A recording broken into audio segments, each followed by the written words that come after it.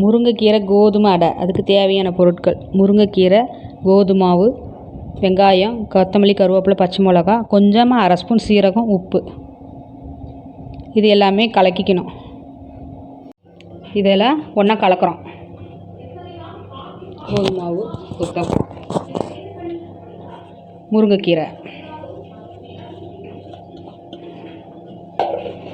வெங்காயம்,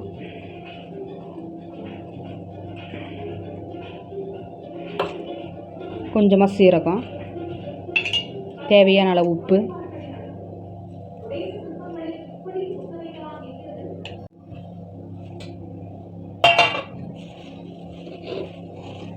தண்ணி போட்டு பிசைஞ்சுக்கணும்.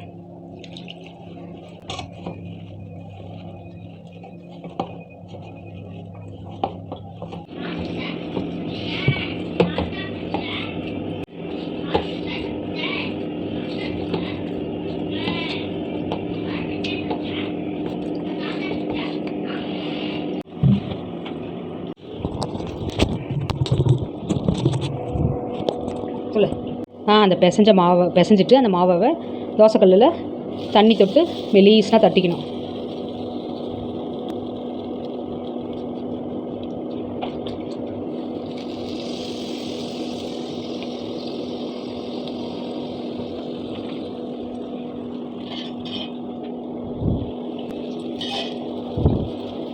எண்ணெய் 1/2 ஸ்பூன் ஊற்றி 2 பக்கம் திருப்பி போட்டு ஒரு 5 நிமிஷம் நல்லா வேக வைக்கணும்.